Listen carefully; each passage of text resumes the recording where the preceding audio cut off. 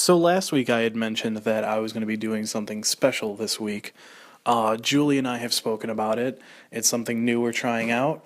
If it receives somewhat positive feedback, we're going to keep it going. We're going to start it simple this week with WWE Payback right around the corner. And I will be giving you my somewhat predictions and somewhat booking of it. Basically, if I was in charge and I was going to be booking, this is where I would be going with the pay per view. Like I said, if it gets enough positive feedback, it will be continued. I'll do it possibly every pay per view, or at least the big ones, Survivor Series, SummerSlam, so on and so on. Possibly doing takeovers as well. And if enough people are interested, I would do my booking of past storylines and so on. So, to start off, the pre-show match, which it's so sad. It's almost a joke that the United States title is just a pre-show belt nowadays. Kalisto and Ryback. Is anyone else just fucking sick of this yet? To start off the pre-show, a lot of people will be surprised when I say this. I'm actually going to have Ryback go over, and I know what a lot of you are thinking. Jesus! Yeah, that's kind of my thought too. But hear me out. Ryback wins, proclaims that the big guys will always rule the wrestling world, commences a beatdown on Kalisto, and in mid-beatdown, Kalisto is saved by one Apollo Crews. Now, I'm not the biggest fan of Apollo Crews. You should all know this by now.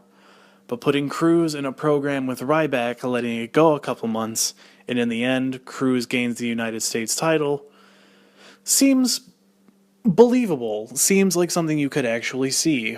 Not only that, as much as I don't like Crews, he does have the athletic ability to where it would actually turn some eyes to the United States title for once. So that's just my idea of it. From then on, the pay-per-view begins. I would start the pay-per-view with Baron and Ziggler. Baron goes over. Corbin decimates Dolph Ziggler. Looks like a complete monstrous heel. Ziggler does his job of putting over the new talent. I hate to see Ziggler go through it because he's such a good worker, but it's the only thing that makes sense. Why would you have this upstart from NXT, who in his first match wins the Battle Royal at WrestleMania, to have him lose at his first pay-per-view? Corbin goes over without question.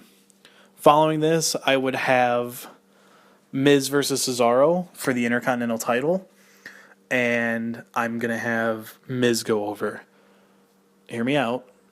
Miz goes over, slight shenanigans on Maurice's part, distracts Cesaro for a minute, Miz gets the win. This continues on for another month, and Cesaro picks up the belt at the next pay-per-view.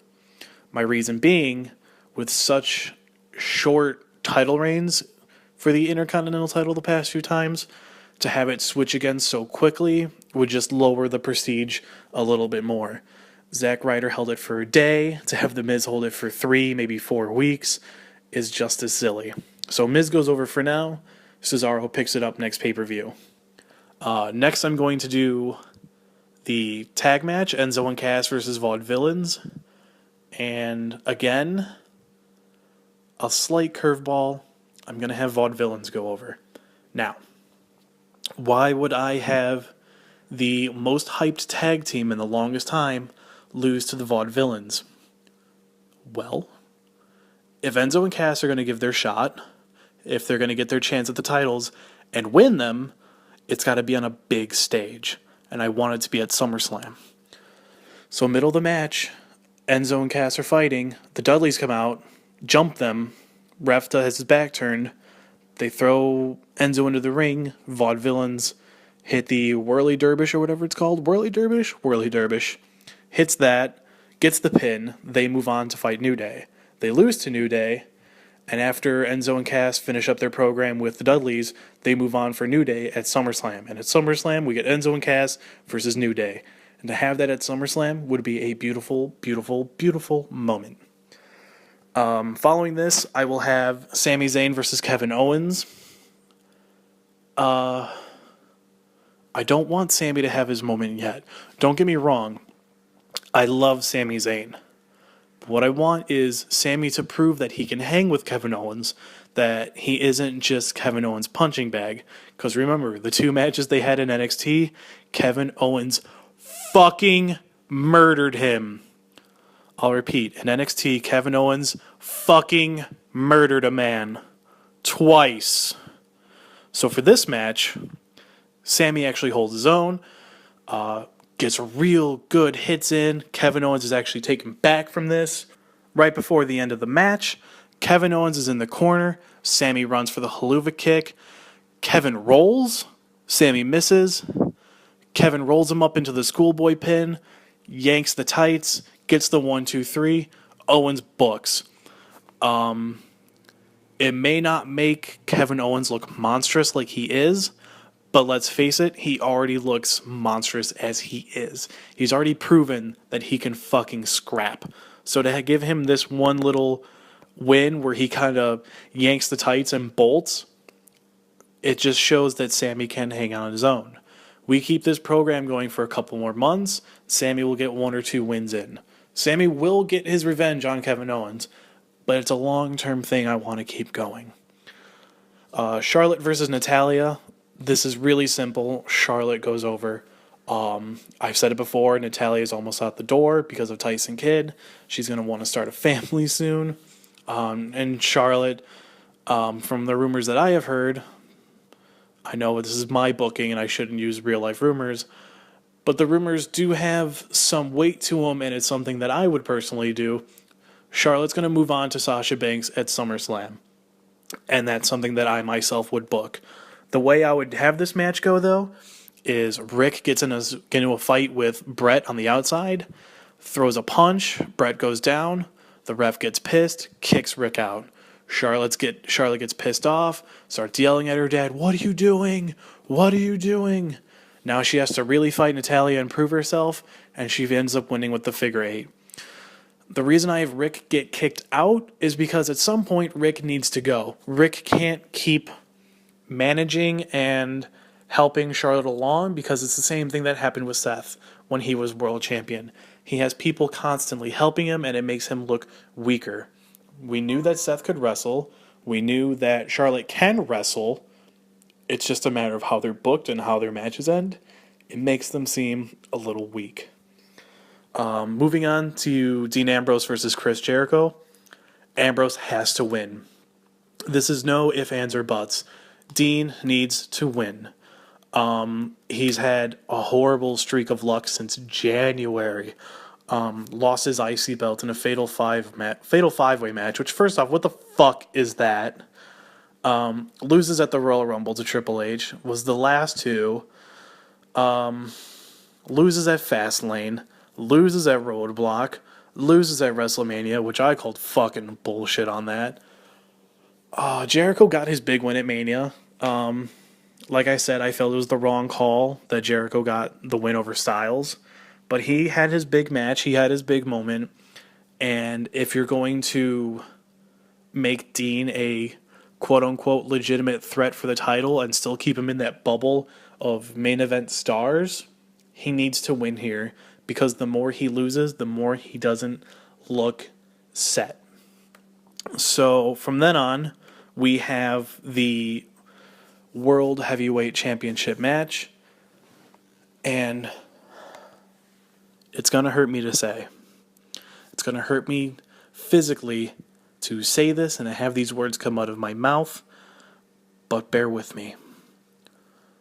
Roman Reigns is going to win the World Heavyweight Championship against AJ Styles at Payback. Just one more time. Hang on to your seat. Get a drink if you need to.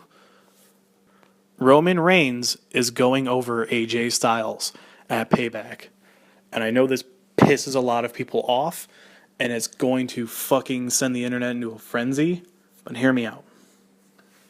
Middle of the match, Roman and AJ are putting on an actually somewhat decent match. AJ's kind of carrying it along and Roman's going with it, but it's still a decent match. Mid-match, Anderson and Gallows come out. They get into the ring. The ref's been knocked down at this point, and Styles looks at them. He's like, no, not like this, guys. He tries to wave them off. He even kind of like pushes them towards the ropes. He's like, no, not like this. Let me do it by myself. I can do this. Just get out of here, guys. I got this. And before he has a second to react, Anderson and Gallows fucking mug him. They beat him down. They hit him with the Magic Killer or that fucking Boot of Doom that they made a couple weeks ago. But they drop him. They lay him out cold. And they get out of the ring. And they start backpedaling up the ramp. Roman, because they're doing that slow burn towards heel, that real slow burn that fucking hurts. He looks over at Anderson and Gallows, and he looks over at AJ on the ground, and he looks down the hard camera straight at us and just kind of shrugs, drops down. The ref wakes up. 1, 2, 3. It's going to be painful. Roman will leave to a chorus of boos like he always fucking does, but it's going to happen. Now, Roman leaves. AJ's still in the middle of the ring, and he looks up at Anderson and Gallows, and he has that look of why. Why would my friends backstab me? Anderson grabs a mic and goes, oh, did you think we were going to help you? We told you that we're friends forever. But business comes before friendship. And we've been taking cues from someone a long time before you and I were friends. And out walks Finn Balor in his leather jacket, smirk on his face, stands between Anderson and Gallows and just looks down at AJ. And right before that little credit shows up in the corner of the screen and we get the WWE screen, we just get a shot of Finn pointing his finger down at AJ like a gun. Fade to black. Why am I doing this? Why am I putting us through the pain of more Roman Reigns? One, we all know it's going to fucking happen, so we might as well just rip the Band-Aid off. 2, we get a Finn Balor debut. 3, AJ does not lose cleanly, so the wrestling community will not erupt. And 4, we get the debut of Bulletproof or Balor Club or Gullet Blub or whatever the fuck they're going to call themselves. But we get them finally. This will lead AJ into a feud with the stable, whatever it's called. I hear that a few more members will come in. I have my ideas of who the members would be, but I'm keeping that to myself. And this leads Roman to go into whatever his next feud will be. Possibly a returning Seth Rollins. Possibly a Dean Ambrose feud where Roman finally does turn heel and Dean is now the babyface of the company. But these are just my thoughts. This is how I would book Payback. This is how I would personally do it. I'm not even going to touch this announcement that Vince McMahon has because it is a very big rumored brand split. And we all know how I fucking feel about a brand split, so I'm not even touching that until next week and we find out what happens. So let me know what you guys thought. Let me know if you think my booking was any good at all. Let me know if you agree with my choices, and if not, let me know what you would do differently. Like I've said, if this does positively, we'll be getting more of this in the future. So, until next time.